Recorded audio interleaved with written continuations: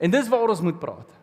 Want ek en jy moet op 'n plek kom, waar as 'n nie-Christen by jou kom, dat dit maklik is vir daai persoon om 'n 5-ster paasfees by jou en my te beleef. So vandag kom ons praat oor die volgende onderwerp, oor hoekom beleef mense dit so?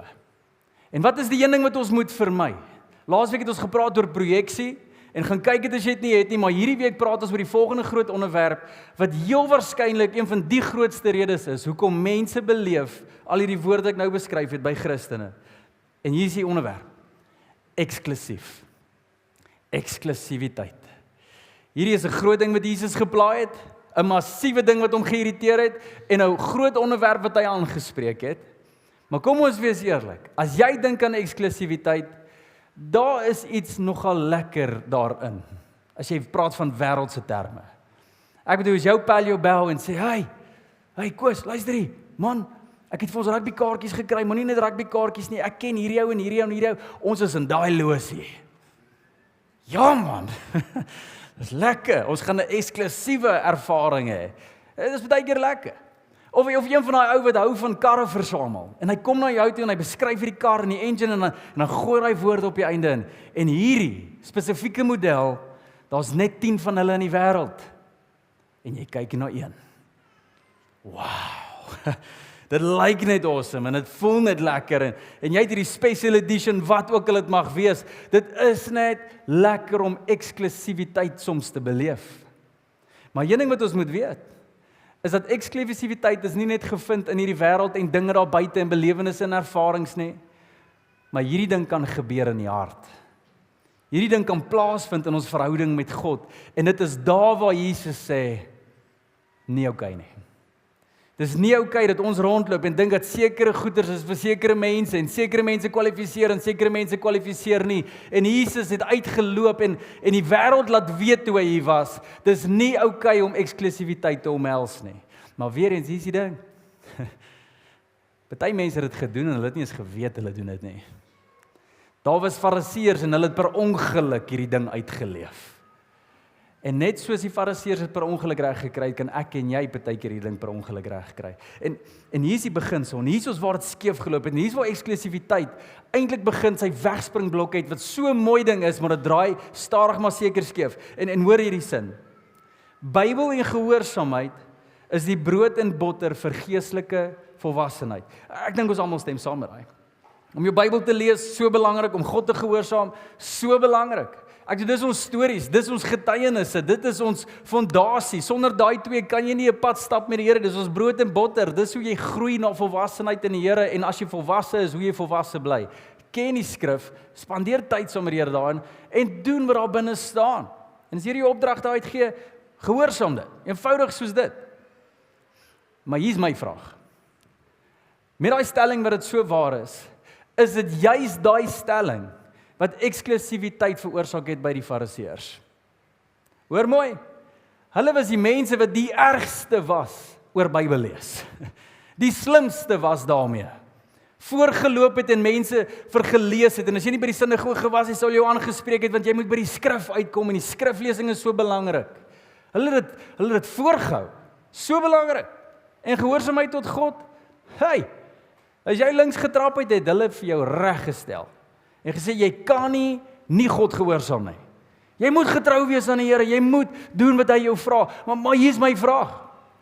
As Jesus gekom het en hy het juist daai ding aangespreek, en hy was kwaad vir hulle oor fariseer wees, maar hulle het die Bybel en gehoorsaamheid gedra, hoe het daai ding plaasgevind? Want Christene na buite loop baie eksklusief partykeer rond. Ons loop rond asof ons iets ontvang het van die Here wat 'n ander ou nog lank sukkel om te kry. En ons loop rond met 'n verhouding met God asof ander mense sukkel om by uit te kom, want ons het hierdie maatstafbal. Weet julle wat het Jesus gedoen? Hy kyk na die fariseërs, ons amper soos 'n hoogspring ding. En hy sien die fariseërs het hierdie lat al hoe hoër kom opstel. Al hoe hoër kom opstel, al hoe hoër kom opstel. En sê jy beter oor hierdie ding spring. Want as jy nie oor spring, jy ken nie verhouding met God en hierdie is wat God verwag. En hier kom Jesus uiteindelik op die toneel. En hy is die enigste een wat weet hoe hoog hy lat is van die Here. En hy's al een wat hy lat kan skuif. Hy het die mag om dit te doen en die lat is so hoog soos wat jy kan kry. Dis heel bo. En hy kom en hy sê, maar weet jy wat? Ek is al een wat oor hierdie ding kan spring. Ek is al een wat regverdig is in God se oë. En weet jy wat doen Jesus toe? En hier is hoekom ons Paasfees vier. Hy vat hy lat en hy skuif dit af bottom shelf toe. En hy gaan na 'n vrou wat in Owersvel gevang is, byvoorbeeld. En hierso kom die Fariseërs om stene gaan. Sy het gesondig in God se oë, sit dit onder. Jesus sê, ek is al een maar oor hy lat kan spring, so Jesus waar ek die lat een skuif. Enige een wat nie sondig nie, kom, be my guest, gooi die eerste klip, maak haar dood. Maar almal weet, ek kan nie. Hier's waar ek en jy die probleem begin maak, eksklusiwiteit uitleef. Ons stel daai bar hoër in ons lewens, sonder dat ons weet. En ons hou dit oor mense. Ek en jy mag nie raak in daai lat nie, julle. Dis Jesus wat daai lat skuif. My en jou werk is nie om rond te loop en vir mense te sê, maar hier's die standaard nie. Om eerder te sê, luister jy, het jy geweet ons goeie nuus? En dit was Jesus se boodskap, die goeie nuus. Weet jy hoekom was dit goed? Want selfs die ouens wat nie baie hoog kan spring, jy kan nou in. Julle, ons besef dit nie. Ek en jy is in, want Jesus het dit onderkom sit. Ek en jy kan nou 'n huisgesin beleef, want ons God beleef in ons huisgesinne, want Jesus het dit onderkom sit. Ek en jy kan verhouding hê, selfs op ons swakste dag, want Jesus het dit onderkom sit. Ek en jy roem in die Here, want hy het dit onderkom sit, en tog, wanneer ons dit doen, het ons hierdie ding oor ander mense, maar hulle moet net daar kom, hulle moet hulle finansies beter bestuur, hulle moet God liewer hê, hulle kan nie so praat nie, hulle moet ophou daai, en ons loop rond soos die Fariseërs. Ons werk ons om die evangelie te hou, om te sê, die Here is al een wat bo-oor kon spring, maar raai wat het hy gedoen, hy het vir ons onderkom sit. Almal is welkom. Ja, selfs daai baas wat mislik is van jou. Ja, selfs daai groot sondaar, wat jy dink is 'n groot sondaar. Hy kan kom. Die deure is oop en Jesus het die prys betaal. Ons mag dit nie lig nie. Maar Morney, wat van daai Christene wat lou is? Wat van daai Christene wat rondloop op planeet Aarde en hulle is halfhartig in die storie en hulle is koud en hulle het hierdie verbruikermentaliteit en hulle wil dit kry van die Here af en hulle gee niks vir God terug en hulle dien nie en hulle loop nie en hulle doen nie wat hulle moet doen nie en wat van hulle? Die Bybel sê tog in Openbaring 3 dat God spoeg hulle uit. As jy lou is, God spoeg jou uit. Wat van hulle? Dis 'n baie goeie vraag. Maar wat van daai keer toe Jesus gepreek het en die skare is daar en hy preek so 'n harde preek oor waarheid en hy sê maar julle moet God heelhartig volg dat die mense so omgekrap raak, hulle volg hom nie meer en hulle loop weg. En Jesus draai in dieselfde asem na sy disippels toe en hy sê, wil julle bly of wil julle ook gaan? Wat van daai preke waar Jesus die baar kom lig het? Dis alles waar. Maar pas op dat jy 'n uitsondering die norm maak. Weet jy hoeveel keer het Jesus daai preke gepreek? 2 keer. Nie elke keer nie, 2 keer. Openbaring 3 waar hy sê hy spoeg die wat lou is uit. Lees dit bietjie verder, 3 verse verder in Openbaring 3 vers 20, 'n vers wat ons baie goed ken. Hoor wat sê Jesus hier. Hy sê nou net hy gaan hulle uitspoeg. As jy net warm of koud was, kies net 'n kant, maar dan sê hy maar kyk. Ek staan by die deur en klop.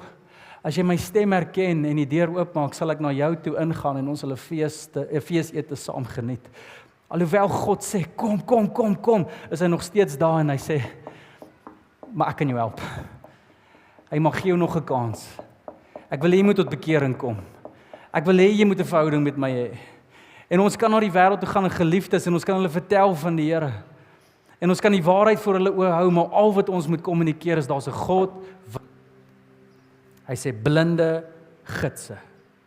Julle sif die muggie uit julle drinkwater, maar julle sluk, maar die kameel sluk julle sonder meer af. Ons maak die klein goed in lewe die groot goed. En ons maak die groot goed die klein goed. Die goed wat belangrik is vir die Here, gooi ons vinnig by die deur uit. En die goed wat nie belangrik is nie, ag ons is so belangrik. Dat ons selfs ons liefde vir ons man, ons vrou, ons kinders, ons kollegas, ons baas by die deur uit kan gooi, want hierdie projek moet nou so, of hierdie ding moet nou so lyk, of hierdie ding, ja, werk moet werk wees. Doen jou werk eerbaar tot die Here, verseker. Maar is die werk belangriker as verhouding? Nee. En hier is die woorde wat hulle moes gehoor het seker daai tyd, hou die klein goed klein en die groot goed heilig. Daar is groot goed vir die Here. Liefde is die groot ding. Beskerm daardie met alles in jou. Die bord wat nie weggepak is in die huis nie, die wasgoed wat dalk bietjie rond lê en jou irriteer, is die klein goed. Ek weet dit is vir jou belangrik, maar moenie laat die liefde steel nie. Moenie rondloop in hierdie wêreld en in die baar lig en sê ek sal jou lief hê eers as jy hierdie doen nie. Jesus het dit nie eens gedoen nie.